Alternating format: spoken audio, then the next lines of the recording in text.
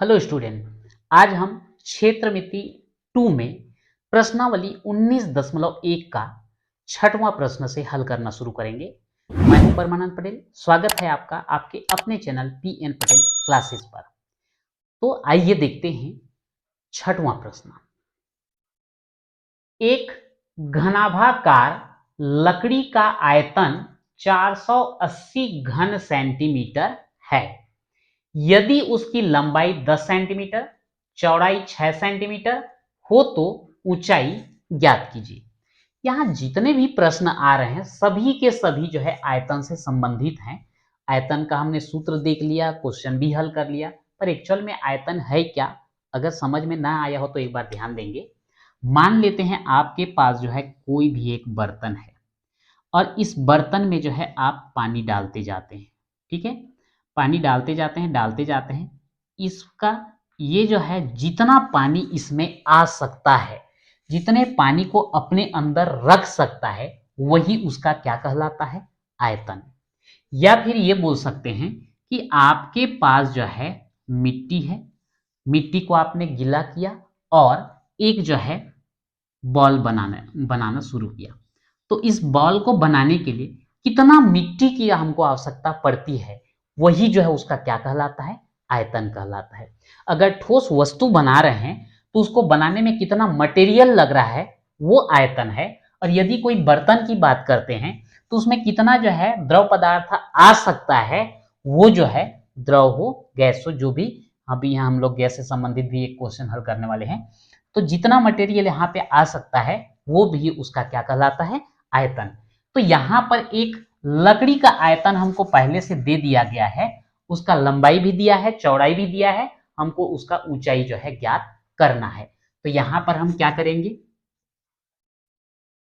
घनाभ की लंबाई L बराबर हमको दिया है 10 सेंटीमीटर,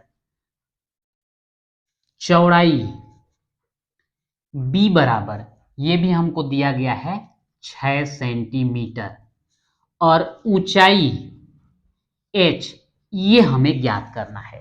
ऊंचाई ज्ञात कीजिए लिखा है। और हमको क्या दे दिया गया है? लकड़ी का आयतन दिया गया है 480 घन सेंटीमीटर। तो यहां पर लिख देंगे घनाभाकार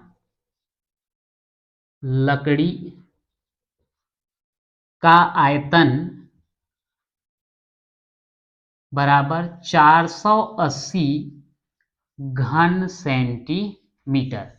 अब यहां पर आयतन है, इसका सूत्र हम लिख देते हैं L गुणित B गुणित H बराबर 480। L का मान कितना दिया गया है? 10। B का मान कितना? 6। H का मान नहीं मालूम, वैसे ही लिख दो। अब यहां देखते हैं H बराबर जब लेंगे तो H के साथ 10 और 6 का गुणा हो रहा है, पक्षांतर करेंगे तो क्या हो जाएगा? भाग हो जाएगा। तो 480 बटे 10 गुणित 6, यहां से एक जीरो, यहां से एक जीरो कैंसिल कर दिए, 6 से डायरेक्ट कटा दो, 6 एकम 6 और 6 अट्ठे 48। तो इस प्रकार से H बराबर हमको कितना मिला? 8। क्योंकि ये दोनों सेंटीमीटर में दिया है तो ये भी हमको क्या मिलेगा? सेंटीमीटर। तो यहां पर बोला गया है ऊंचाई ज्ञात कीजिए, तो यहां हम लिख देंगे अतः ऊंचाई 8 सेंटीमीटर होगा। और ये जो है हमारा क्या हो जाता है? आंसर। तो सीधा सीधा हमने आयतन के सूत्र में रख दिया और ये जो है हमको उसका ऊंचाई प्राप्त हो गया, कितना? 8 सेंटीमीटर। नेक्स्ट क्वेश्चन देखते हैं। एक घनाकार टुकड़े की एक भुजा 25 सेंटीमीटर है। अब ध्यान देंगे, अभी तक जो है हम घनाभ का आकृति ले रहे थे, अब हमको मिल रहा है घन की आकृति वाला। तो एक घनाकार टुकड़ा यानी कि लंबाई चौड़ाई ऊंचाई सब कितना होगा? 25 सेंटीमीटर होगा। उसमें 5 सेंटीमीटर लंबाई के कितने घनाकार टुकड़े काटे जा सकते हैं? तो यहां पे जो है एक बड़ा घन दिया है, ये ऐसा, ये एक बड़ा घन दिया गया है और ये बड़े घन में जो है इसके सभी भुजा की लंबाई हमको कितना कितना दिया गया है, 25। लंबाई भी 25, चौड़ाई भी 25, ऊंचाई भी 25। और इसका जो है टुकड़ा करके हमको एक छोटा घन बनाना है, और ऐसा घन बनाना है कि इसका जो है प्रत्येक भुजा कितने कितने लंबाई का होना चाहिए, 5-5 सेंटीमीटर का होना चाहिए। ये लंबाई भी 5, चौड़ाई भी 5, ऊंचाई भी 5।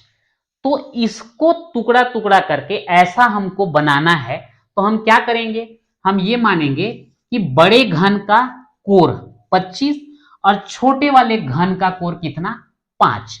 अब ये भी देखेंगे कि इसका आयतन कितना है और इसका आयतन कितना है, क्योंकि मटेरियल बन रहा है ना, इसको टुकड़ा टुकड़ा करके इसको बनाया जा रहा है। तो हम ये काम करेंगे, इसका आयतन ज्ञात कर लेंगे, इसका आयतन ज्ञात कर लेंगे, और छोटे वाले घन का आयतन जो होगा उससे इसको भाग दे देंगे। तो जितना आएगा वही जो है उतने टुकड़े जो है हम कर सकते हैं। तो यहां पर हम लिख देंगे बड़े घन का कोर A1 बराबर 25 सेंटीमीटर, ठीक। और छोटे घन का कोर, इसको हम लेते हैं A2 बराबर क्या, 5 सेंटीमीटर। तो यहां पर टुकड़े की संख्या, मतलब कितना टुकड़ा हम कर सकते हैं उसको लिख दिए, टुकड़े की संख्या बराबर बड़े घन का आयतन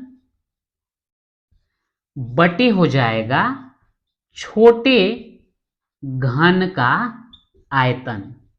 अब घन का आयतन क्या होता है, a का घात 3। तो बड़े घन के लिए हमने A1 लिया था, तो A1 का घात 3, और छोटे के लिए A2 लिए थे, तो A2 का घात 3 हो जाएगा, ठीक है। तो यहां पर मैं ये इसी जगह मान रख देता हूं, A1 का मान है 25, 25 का घात 3, और A2 का है 5, तो ये 5 का घात 3। अब इसको 25 का घात 3 मतलब 25 गुणित 25 गुणित 25, और ये 5 का घात 3 मतलब 5 गुणित 5 गुणित 5। आप इसको इधर जो है नीचे बराबर लिखते जाना, स्पेस कम है करके मैं वहीं पर जो है आगे लिख दे रहा हूं।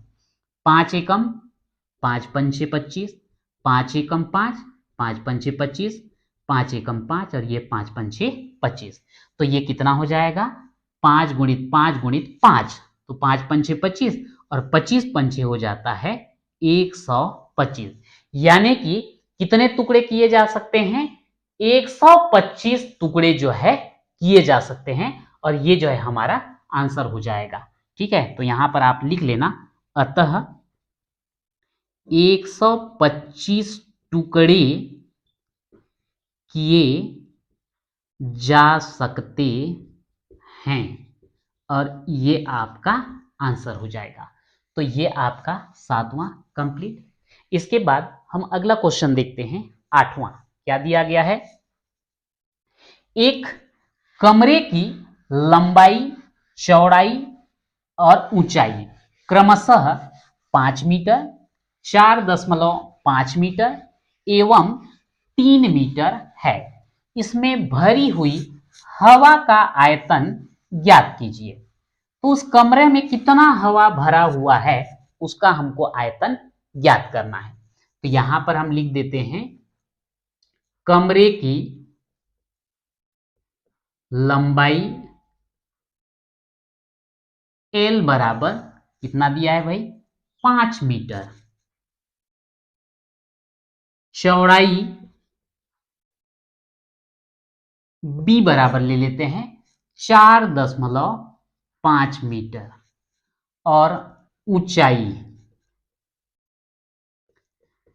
H बराबर जो है 3 मीटर। अब यहां पर एक बात ध्यान रखना, भरी हुई हवा का आयतन हम निकालना चाह रहे हैं। तो हवा का आयतन कितना होगा, कमरा का आयतन जितना होगा उतना ही आयतन होगा भरी हुई हवा का।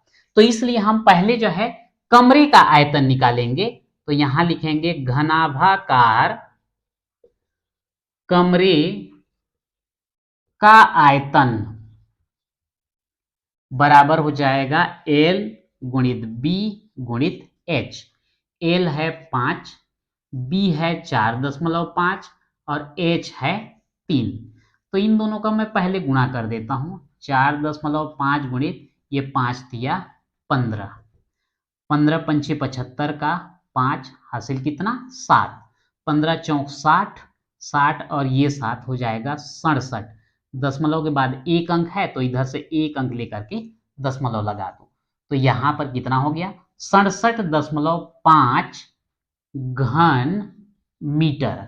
तो अब हम आंसर जब लिखेंगे तो यहां पे हमको लिखना पड़ेगा, अतः कमरे में भरी हुई हवा का आयतन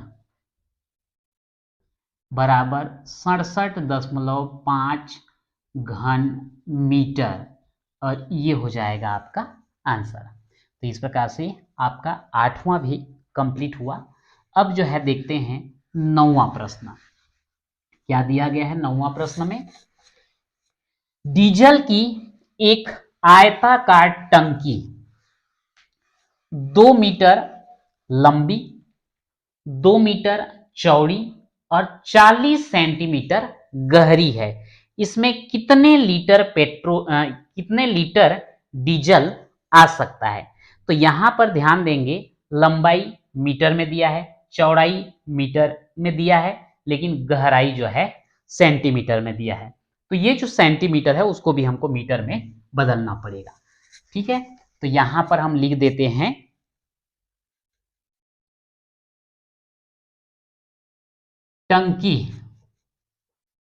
टंकी की लंबाई L बराबर कितना 2 मीटर, चौड़ाई B बराबर कितना, ये भी 2 मीटर, और ऊंचाई न दे करके हमको यहां क्या लिया है गहराई H बराबर, और इसको दे दिया गया है केवल 40 सेंटीमीटर।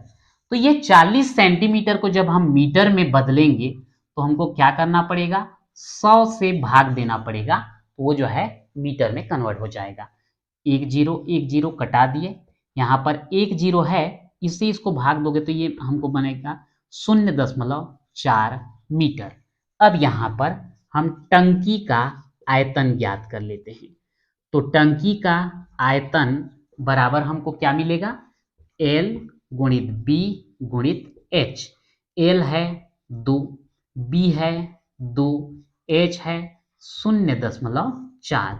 अब गुणा कीजिए, 2 दूनी 4 और 4 का गुणा 0.4 से करना है, तो 4 चौक 16, दशमलव के बाद एक अंक है तो इधर से एक अंक के बाद हम दशमलव लगा देंगे, 1.6 घन मीटर आ गया। लेकिन यहां पर हमारा आंसर घन मीटर में आ रहा है और यहां पूछा है कितना लीटर आएगा।